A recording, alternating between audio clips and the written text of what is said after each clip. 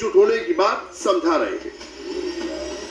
बांग्लादेश की जो करतूत अभी हुई है, 2 दिन पहले जिंदा हिंदू को जलाया गया, सिर्फ इसलिए जलाया गया कि वो हिंदू था। भारत में रहने वाले सनातनी, हमारी बात कान खोलकर सुन लो। जब बांग्लादेश में हिंदू होना गुनाह अपराध है, तो ये सोचनीय विषय है, वो दिन दूर नहीं जब भारत में भी हिंदू होना अपराध होगा।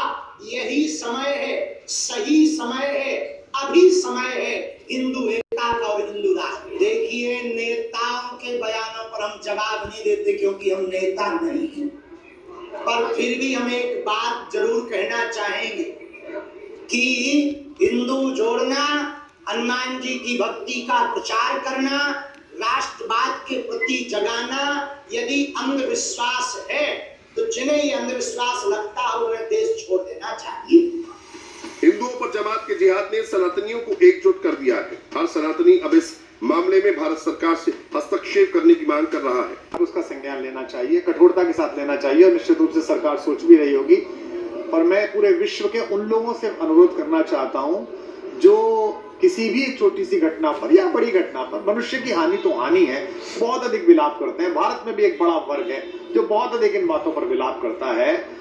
उन्हें वहां के एक युवा नेता की अज्ञात हमलावरों द्वारा होने वाली हत्या पर तो चिंता है, और उसमें न जाने कहां से एक वायवीय दृष्टिकोण निकाल लिया कि भारत सरकार हस्तक्षेप कर रही है, क्योंकि भारत का क्या मतलब है उनके आंतरिक मामलों से।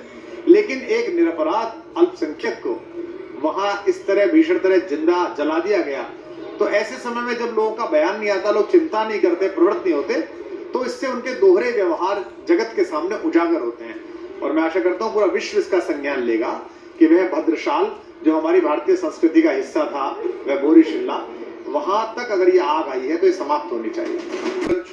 खुल्ला, कुमिल्ला, गाजीपुर, टांगाइल और सिलहट में always minorities and Bangladeshi minorities are completely different.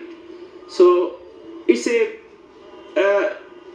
decade-long, exploitations, oppressions, and continuously we are talking, we are fighting in the streets, in different places, but nobody is taking proper heeds to our cry. And the latest situation is, I must say, it is really bad. And if I properly assess the overall scenario of the minorities, the whole community is perturbed, they are afraid in all respect. और ये रणनीतिक तौर पे, कूटनीतिक स्तर पे भारत के लिए एक बहुत बड़ा एक सिक्योरिटी चैलेंज उत्पन्न हो सकता है। और उसी दौरान अब हिंदुस्तान के एक बहुत बड़े विद्वान जो हैं जग्गी वासुदेव सदगुरु, उन्होंने ये बयान दिया है पब्लिकली, और लोगों को भी ये प्रोत्साहन दिया है कि इसके बारे में बातचीत ज्यादा हो, और भारत सरकार को भी सिलीगुड़ी कॉरिडोर को लेकर एक बड़ा कदम लेना चाहिए। चलिए, शुक्रिया आदित्य आपका इस अहम जानकारी के लिए। और इसी के साथ वक्त होगा एक छोटे से ब्रेक का, लेकिन break saying that they will cut the Siliguri corridor, chicken's neck. What are your thoughts on this? Well, it's very stupid of us. We have waited for that comment to come.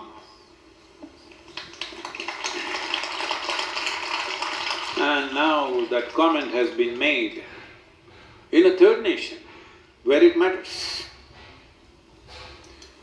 Where we have, if you do not know this, what he's talking about, all of you know this? There is a particular part of our geography which is only 22 kilometers in width. This is not the way to create a nation. Maybe in 1946-47 we didn't have the authority to do that. But in 72 we had the authority, we did not do that. Now this chicken's neck that people have started talking about it, it's time we nourish this chicken's neck, this chicken. We nourish this chicken so that it evolves quickly into an elephant. We need to do that. So, nations cannot be made just by being chicken. It has to grow into an elephant. Maybe it needs nourishment, maybe it needs some steroid. Whatever is needed, we must do. Well, inevitably, I think now they've brought it to the fore. It'll inevitably happen. But anything that we try to do has costs, has price to pay, always. See, it would have been wonderful if there were no nations in the world, no borders in the world, that this beautiful planet was not cut like birthday cake into pieces and said, this is my piece, that's your piece, is stupid. But we are still in that level of existence. Suddenly we cannot imagine tomorrow we're going to embrace everybody and live wonderfully. That is a foolhardy thinking right now. It's an aspiration, someday we must become like that. But right now, maintaining sovereignty of nations is important, and nurturing neighboring nations to also become prosperous so that borders can be slowly perforated and slowly removed over a period of time. This may sound impossible right now, but that's how it seemed in 1944, 45. In Europe, people fought bitterly against Islamic rulers because that's our history. We allowed them to come and it happened. Kings who ruled benevolently, you want to put their name, is fine. But murderers, rapists, people who tried to commit genocide and desecrated hundreds of temples, their names should not be on our towns and streets.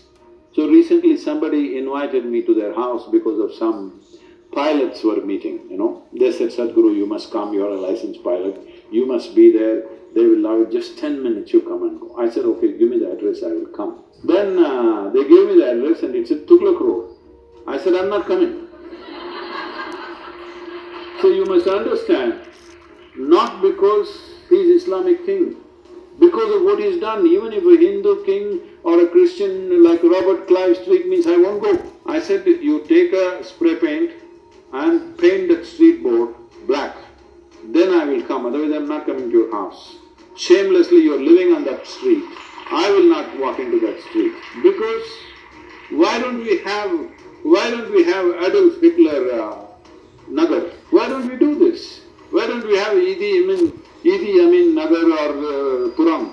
Why don't we? We don't do that. People who displayed extraordinary sense of cruelty to other human beings, whoever they were, we don't eulogize them. But today in this country there are hundreds of towns, villages and cities and streets named after these people. I'm sure you can recount better. I am not good at numbers, names and dates.